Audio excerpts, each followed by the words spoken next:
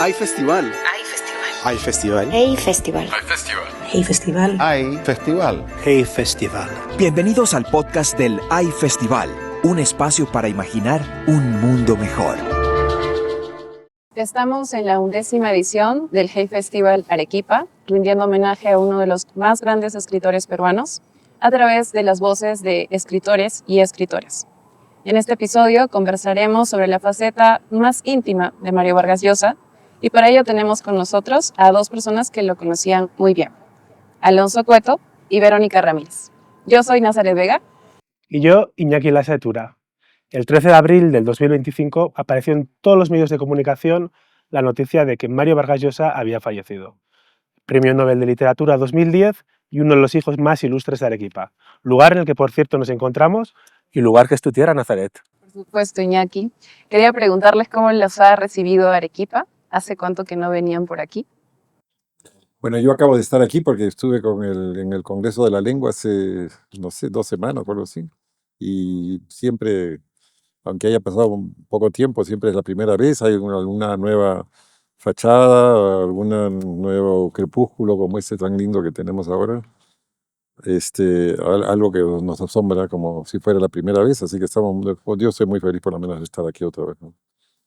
Yo también, bueno, casi que tengo una cita anual porque no sé si he venido a todos o prácticamente a todos los Hey Festival que se han realizado aquí en Arequipa y siempre es maravilloso reencontrarse con esta ciudad, como bien dice Alonso, con una luz fantástica, tan acogedora, además de una gastronomía fantástica y todos esos edificios y caminar por estas calles realmente es un placer, un privilegio y siempre es súper, súper bonito volver a Arequipa y en el marco del Hey Festival todavía más. Qué lindo escuchar eso.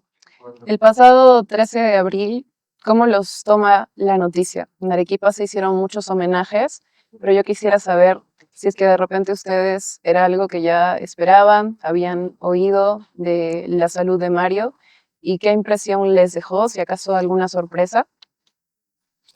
Bueno, mira, la muerte siempre es la esperada. O sea, la muerte es algo seguro que tenemos con una persona que ya tenía algunos problemas de salud como él, con más motivo, pero por otro lado siempre es una sorpresa, ¿no? Sobre todo tratándose de alguien como Mario, que tenía un enorme amor por la vida, tenía una energía, un impulso vital, ¿no? Pensaba en la vida como un movimiento. Una vez dijo eso, ¿no? No hay mejor elogio a la vida que llamarla movimiento, ¿no? Su culto a los viajes, su culto a las lecturas, bueno, a todo, a las reuniones con los amigos, ¿no? Todo esto que para él era siempre tan intenso y que lo llenaba de energía, siempre me hizo pensar que era una persona que uno nunca piensa que va a morirse, ¿no? Entonces, por supuesto que por un lado algo esperado y por otro lado algo totalmente inesperado al mismo tiempo, ¿no?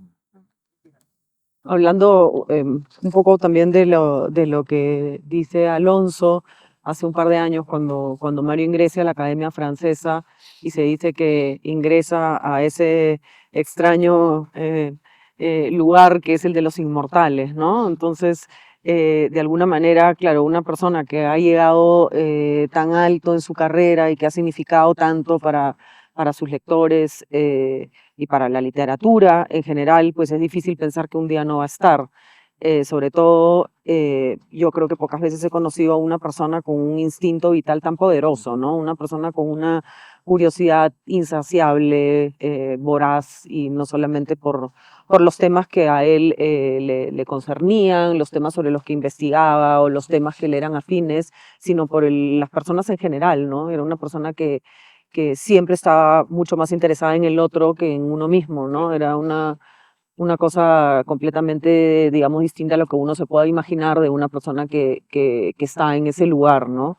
Siempre con una generosidad y una curiosidad verdadera y totalmente transparente por el otro, siempre. Y además también es como si hubiera vivido muchísimas vidas, porque yo creo que a cualquier ser humano pues no nos faltaría, mira, la energía, la fuerza, los años, el tiempo para hacer la décima parte de las cosas que él fue capaz de crear, de generar y de vivir, ¿no? A propósito de esto que dice Verónica, una vez me dijo Bodi Sislon, amigo de Mario, muy cercano también, y una persona también muy cercana a mí, ¿no? Me dijo, a Mario la literatura no le basta. O sea, Mario siempre quiere ir más allá de la literatura, ¿no? No solamente a la acción, sino que también quiere abarcar otros campos como la historia, la antropología, el arte. Es una persona con una tremenda voracidad por abarcar la existencia desde muchos distintos aspectos, ¿no? Y caminos y descubrimientos, ¿no? Claro que siempre volvía a la literatura de una otra manera porque finalmente una novela es un campo en el que uno puede explorar desde muchos puntos de vista también las experiencias humanas, a los seres humanos, ¿no? Pero sí recuerdo muy bien esa frase y me dijo Godi, me decía, para mí la pintura es todo, yo no necesito más que la pintura, ¿no? Pero me dijo a Mario la literatura no le basta, ¿no? Y era cierto, ¿no? Sí, y no le basta, la vida al punto que la ha trascendido. En cierta forma ya no está desde el 13 de abril, como bien dices, y sin embargo está presente en este festival, está presente en Arequipa, está presente no solamente en el recuerdo, sino a través de los libros. Entonces, su ausencia, digamos, no tampoco es como la de cualquier otra persona que es recordada sencillamente por su familia, que no es sencillamente, es bastante ser recordado por quienes dejas o por tus afectos, ¿no? Sino él era una persona verdaderamente universal, ¿no? Y al punto que estamos aquí hablando de él. Sí. Y es completamente cierto lo que comentabas, Verónica, que uno nunca cree que estas personas vayan a morir, pero luego su legado es universal, su legado se mantiene y se demuestra en este homenaje del podcast, en las conversaciones que hay de homenaje, porque hay 3 conversaciones de homenaje, pero después hay otras 2 conversaciones sobre el libro, sobre él. Entonces hay una exposición de fotografías, es una de las piezas angulares de esta 11ª edición del Hey Festival. Y en la introducción que hacía Nazaret comentábamos que en este episodio estamos con 2 personas que han sido muy cercanas en la vida de Mario. Alonso, yo creo que usted lo conoció con 6 años, me parece, y al final han sido más de 6 décadas de amistad. Mis padres, bueno, tenía un puesto de director del Departamento de Educación en la UNESCO y nosotros nos mudamos a vivir a París en el año 57. Entonces, esas navidades, mi madre le dijo a un amigo de la familia, André Coiné, tráeme a todos los muchachos peruanos que hay acá porque vamos a pasar navidades. Mi madre era así, nomás va a navidades aquí en la casa. Entonces, André les dijo justamente, ha llegado un joven muy inteligente. Entonces él fue ahí con Julia en esa época. Creo que él todavía no estaba viviendo en París, había ido. Y pasaron esas navidades, eso después Mario me lo ha recordado, ¿no? Y mi madre me cuenta que él me cargó, tenía 3 años y me puso de pie encima de la mesa, ¿no? Pero yo siempre bromeo que ahí fue cuando empezó mi vocación de escritor, ¿no? En ese momento, ¿no? Y desde ahí él fue a la casa a almorzar varias veces. Incluso le pedía consejos a mi madre porque quería hacerle un regalo de unos trajes, ¿no? Pero claro, yo no tengo ningún recuerdo de eso, Claro. obviamente, ¿no? Hasta que yo no lo vi, hasta que ya yo tenía 16 años, vivía en Lima, hacíamos una revista con Lucho Llosa y entonces ahí ya lo volví a ver. Me acuerdo mucho el día que lo conocí, lo vi por de nuevo, la impresión de vitalidad, ¿no? De frescura, de energía, ¿no? Que tuve que sentí cuando él entró al cuarto y la conversación siguiente, como es que iluminó todo el escenario. Y bueno, desde entonces lo vi desde ese entonces que yo tenía 16 años hasta este año, ¿no? Hasta el día de su cumpleaños, fue el último día que lo vi, en marzo. Y ha sido una persona que ha significado muchísimo para mí, ¿no? En todo sentido. Sus conversaciones, sus correos electrónicos, sus cartas, sus comentarios sobre lo que yo escribía, ¿no? Un día fue muy, muy duro, y con toda razón, o una novela mía, que eso es algo que yo le agradezco mucho. Y después tuvo otros comentarios más positivos, pero sí ha sido una vida de conversaciones en Lima y en muchos otros puntos, en muchos otros países y en muchas otras ciudades donde nos vemos, ¿no? A mí me parece todavía difícil, ¿no? Aceptar que yo no voy a verlo, que yo no voy a conversar con él. Claro. Este, y lo que queda son las palabras no mueren, ¿no? La gente muere, pero las palabras están ahí, ¿no? Y esto es lo que nos importa, ¿no? Y esa anécdota de sus comentarios a su primera novela aparece en el libro que ha escrito, que ha publicado usted este año, Palabras Sí, del Mundo. sí. Yo debo de confesar que lo he devorado, lo he Sí, leído, se claro. lee muy fácil, permite muchas relecturas también para ir apuntando todo, y ahí usted analiza un poquito cómo ha sido la escritura de Mario Vargas Llosa, sobre todo las inquietudes, Sí. todo lo que está recurrente, y además es importante decir también que de la misma forma que estamos aquí porque el fallecido, el libro se escribió antes, aunque se haya publicado después, Él lo llevó a usted lo ver, escribió lo antes. llegó a ver y me llamó. Sí, lo llegó a ver. Sí. El libro salió en marzo. Sí. Ujú. Sí. Y usted tenía claro que quería hacer como un poco un homenaje literario desde la cercanía, Sí. ¿verdad? Lo que pasa es que uno siempre escribe sobre las experiencias más intensas y más profundas que uno tiene, ¿no? Y la lectura de su obra había sido una de esas, y lo mismo mi relación con él, ¿no? Así que, sí, bueno, había escrito algunas en diferentes revistas, ¿no? Pero le traté de dar una forma unificada a todo eso. Y bueno, uno quiere contagiar las emociones que uno siente y compartirlas, y de eso se trata siempre. Una duda que me surgió con eso fue si era un libro que venía gestándose desde hace tiempo, Sí, hace si tiempo. venía pensándolo o si fue unos meses en los que No, reunió venía todo. hace tiempo que venía imaginando hacer un libro así. No quería hacerlo muy largo. Tenía amigos, ¿no? Como Efraín Cristal y otros que habían escrito también sobre él, ¿no? Y entonces conversábamos mucho sobre eso, ¿no? Di unas clases en la universidad también sobre su obra. Así que no hay manera de librarse de una obsesión que escribiendo de ella, ¿no? Escribiendo sobre ella. Claro. Así, eso fue. A mí siempre me han interesado mucho las rutinas de los escritores y justamente me preguntaba, ¿no? ¿Cómo era, Verónica, ver a Mario trabajar esta disciplina férrea de las que siempre se habla, ¿no? Incluso Alonso alguna vez comentó que cuando todos iban a la playa, él se quedaba, ¿no? Por las mañanas escribiendo. De pronto tú, ¿cómo lo viste? Casualmente estaba conversando con una amiga que también lo conoció mucho sobre el origen de esa disciplina, ¿no? Yo decía que era producto de su estancia en la escuela militar y mi amiga me dijo, no, yo creo que está más vinculada a esa vocación tan rotunda que se apoderó de él a una edad tan temprana y a esa voluntad de ser escritor y de vivir de y para la literatura. Para llevar a cabo esta empresa que es como casi que un sueño hecho realidad en el Perú, ahora también, pero en el Perú que a él le tocó vivir, salir, era muy difícil y considerar que podía algún día llegar a vivir de la literatura, pues es casi un sueño, ¿no?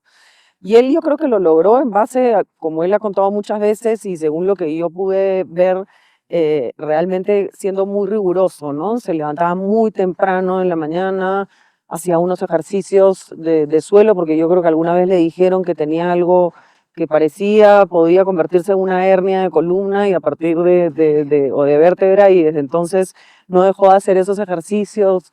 Luego estas caminatas que normalmente duraban una hora, en las que conversaba porque sí le gustaba conversar y también le gustaba pensar. Yo me imagino que también en sus acciones del día, ¿no? Le gustaba escuchar música mientras leía la prensa, leía todos los periódicos que se publicaban en la ciudad en la que estuviera.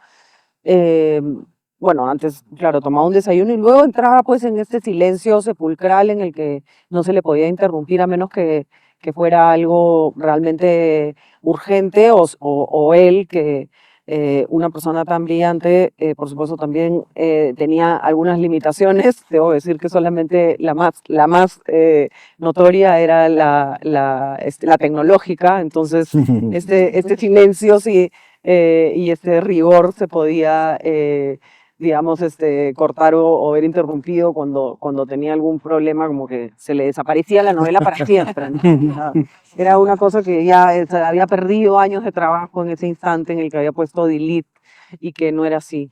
Y luego almorzaba, hacía una pausa y por la tarde ya leía, ¿no? Yo nunca lo vi, digamos, consternado o agobiado por algo que estaba escribiendo y que no le salía, ¿no? A veces nunca lo sentía entrampado, lo sentía feliz y entregado a una manera de ser. Era un estilo de vida, era una manera de ser y era lo que realmente le apasionaba. Yo no creo que Mario haya tenido lo que llaman la página en No. blanco o el bloqueo del escritor. O sea, yo a veces tengo que escribir 3 frases y me puedo quedar 5 horas y él parecía no sufrir de este mal. Y aún así, lo que decía al principio, ¿no? O sea, las horas del día tampoco le alcanzaban, porque en la tarde, bueno, él era un lector voraz, yo diría no un lector de libros, sino un lector de bibliotecas enteras, ¿no? Como la que tenemos aquí, además en Arequipa, que es fantástica y conserva muchos de los ejemplares que fueron suyos. Pero aún así el día no le era suficiente ya después de haber trabajado en la novela o en el tema que tuviera que trabajar, sino que además tenía que sentir la calle. O sea, Mario era una persona que le gustaba charlar con los amigos, ir a ver una exposición, ir a ver una película, una obra de teatro. O sea, le gustaba saber qué es lo que estaba pasando, no solamente en el mundo, sino también en las calles, ¿no? Entonces era disciplinado también con eso y por supuesto con la gastronomía. Era una persona muy disciplinada también con, con sus comidas, por supuesto la gastronomía arequipeña probablemente entre sus platos favoritos. ¿Y cómo fue tu primer día trabajando con él? Eh, no lo recuerdo muy bien, la verdad, pero nunca tuve la sensación de que fuera una persona que como jefe diera órdenes o casi que pedía favores o había que, ¿no? Y bueno, también trabajaba directamente con Patricia, que era un poco quien dirigía y orquestaba a este equipo de personas que en un momento llegamos a ser 4 por la cantidad abrumadora de trabajo que Mario era capaz de generar, no solamente lo que él producía, sino lo que generaba como olas a su alrededor, entre invitaciones, libros, homenajes y una serie de viajes, ¿no? Y una serie de cosas que ocurrían a su alrededor. Nada, Mario era encantador y como te digo, lo hacía con mucho pudor, casi si tenía que pedir algo, parecía que uno... Era un hombre con una capacidad de relacionar, de relación con la gente, ¿no? Conocía a alguien y siempre te hacía preguntas, comentaba.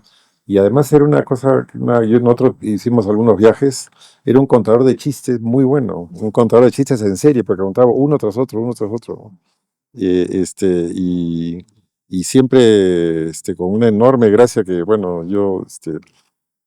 todo el mundo pues, se convertía ya en las conversaciones de una serie de chistes que contaba toda la gente, pero el humor era parte muy, muy importante.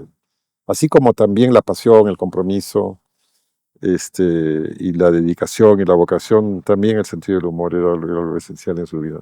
Sí, creo que ese es un rasgo de su personalidad que no se conoce mucho No se conoce, sí. y sin embargo era una persona realmente que podía llegar a ser hilarante y tenía un sentido del humor a veces muy negro y era muy divertido realmente, era una persona muy amena y muy rápido, sí, muy rápido, sí.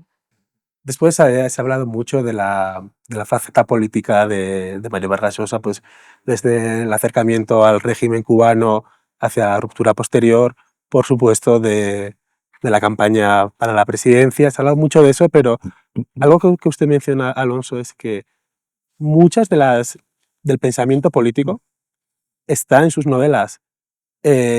Algunos personajes con mucha fuerza, varones con mucha fuerza, autocráticos. Una de las cosas que creo que es de las que más menciona también en el libro es gente que se rebela ante el sistema. Y cada uno entiende el sistema, cada personaje entiende el sistema o o ante lo que se revela de diferente forma, pero que todo eso es algo de parte de no solo de la bibliografía, sino de la biografía de Así Mario. es. Claro, porque yo lo que digo, ¿no? En el libro que me parece es que em, lo que lo que nos dicen estas novelas es que entramos en un mundo en el que el poder es fundamental, las luchas por el poder, las pugnas por el poder, ¿no? En las relaciones pues, sociales y políticas y también en las relaciones personales, ¿no? Y en ese entorno, en ese contexto, el rebelde, el transgresor, el héroe, ¿no? Es una figura fundamental, ¿no? Y ahí está, bueno, los cadetes del Colegio Militar, o Hume en la Casa Verde, o Roger Casement, o Flora Tristán, o el loco de los balcones, ¿no? Pantaleón, todos son rebeldes, ¿no? Y claro, esto tiene que ver especialmente, lógicamente, con el episodio tal vez más importante en su vida, que fue la aparición del padre, que marca un universo definido por esa pugna, la pugna por el poder, ¿no? Entra en un estado de... Y entonces, y ahí la figura del transgresor es fundamental, ¿no? Y él me dijo una vez, ¿no? Que si eso no ocurría, si su padre no aparecía en su vida, él no habría sido escritor, ¿no? Me dijo, yo habría sido abogado, no sé, cualquier otra carrera, ¿no? Tal vez historiador, como si iba a conocer después a Porra, ¿no?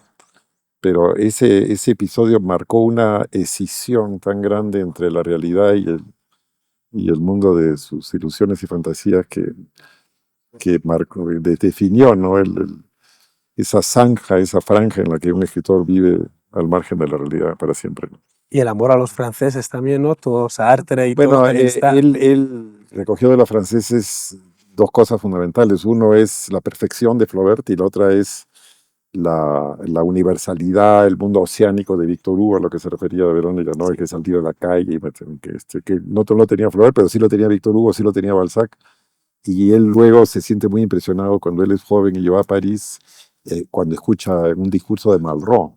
Pero André Malraux habla en público y él toma esto como un episodio pues, muy, muy importante, ¿no?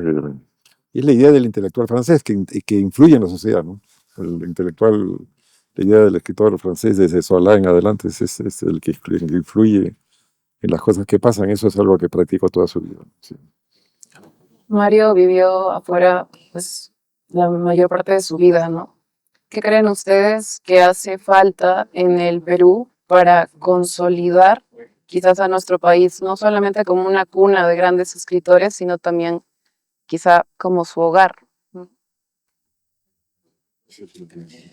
Bueno, Mario vivió en distintos lugares del mundo porque el mundo era del tamaño de sus deseos y o sea, es una persona que viajó muchísimo, que para saber qué estaba pasando en la frontera de Gaza, fue a Israel y Palestina, fue a cubrir, digamos, con Morgana en una exposición que vamos a ver también la caída ¿no? de Saddam Hussein, fue a Ucrania, es decir, él era una persona que el mundo le resultaba un lugar apetecible por todos lados, ¿no? Hablabas antes de su lado político o de su lado también periodístico, y yo no creo que no vivió en el Perú sencillamente porque las circunstancias se le abrieron de esa manera y porque se convirtió pues en un ciudadano del mundo en el que podía cubrir distintos tipos de registros o lugares a los que lo llevaban sus novelas, ¿no? Como estabas hablando de Casement y El sueño del Celta que lo llevó a Irlanda, o La fiesta del chivo a República Dominicana. Entonces, no creo que era una cosa específica con el Perú, porque él disfrutaba mucho de estar en el Perú, en esa casa barranquina que mira el Pacífico con unos atardeceres en verano, cuando hay suerte, preciosos. Y Arequipa también, cada vez que fue convocado de una u otra manera, volvía, su biblioteca está aquí, al Hay Festival también vino y fue un promotor del Hay Festival para que ocurra en esta ciudad. Entonces no creo digamos, nadie se quiera ir de su país realmente, ¿no? Alguien quiere, el otro día estaba entrevistando también a una DJ que vive en Berlín y me dijo, yo no me quisiera ir de mi país, pero bueno, sí es verdad que he encontrado circunstancias un poco más favorables para lo que hago en otros países, ¿no? Él encontró circunstancias más propicias y más favorables quizás en otros lugares donde prestaban un poco más de impulso, le propulsaban de alguna manera u otra la literatura o la cultura, ¿no? Ojalá ocurriera eso mucho más en este país. Está ocurriendo ahora con el Hay Festival, que se celebran las ideas y la imaginación y se discuten de tantos temas ojalá se pudieran replicar esas cosas para atraer a la gente a que pueda desarrollar una vocación y a que pueda vivir de ellas. Supongo que tenemos muchísimos problemas como país, pero ojalá eso pudiera ocurrir, ¿no?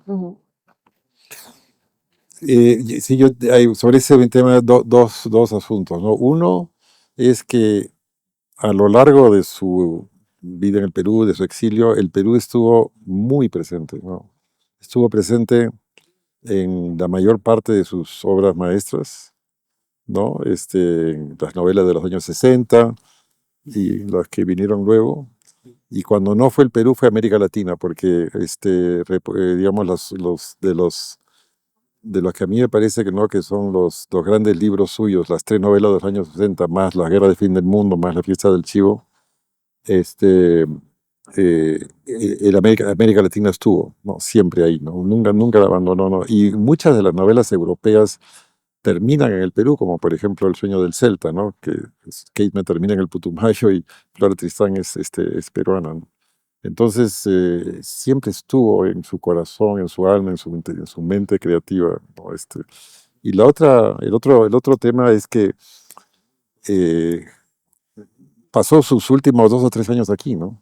Su última novela es una novela donde hay una cierta esperanza en el futuro de este país, una esperanza basada en las ideas que tiene Azpilicueta, el personaje, sobre cómo es que la cultura popular, la música popular pueden servir como una base para la integración, para la reconciliación, ¿no? De las diferencias. Yo creo que esta última novela es un gran legado, es un gran testamento, ¿no? Digamos, la idea que puede o no parecer ingenua, ¿no? De que todavía hay una posibilidad, de que hay una esperanza, de que hay una fórmula, que algo tendrá que ver con la música que nos une para reconstruir, digamos, todas esas diferencias, esos retazos, esos fragmentos de los que seguimos estando hechos, ¿no? Así que es curioso, ¿no? Pensar la fuerza que tiene la raíz, ¿no? de una infancia en una persona que también es una persona conocedora del resto del mundo, que se movía con enorme facilidad en cualquier país, en muchas lenguas, pero que todavía había ahí una raíz muy intensa, muy profunda, ¿no? Que también lo define. Creo, Nazaret, que es una hermosa reflexión para cerrar este episodio. Alonso Cueto, Verónica Ramírez, muchísimas gracias por estar con nosotros en este festival. Gracias por recordarlo. Y Gracias, a todos Iñaki, ustedes gracias, Nazaret. también, muchísimas gracias por ser parte del Hey Festival, sobre todo también a Nazaret por acompañarnos en esta aventura del podcast. Por supuesto, también muchísimas gracias a todo el equipo que está detrás de cámaras y al Hotel Arequipa, ya que gracias a ellos estamos en este hermoso set. Les recordamos que son 3 episodios de este podcast del Hey Festival en español. Nos vemos en el siguiente episodio.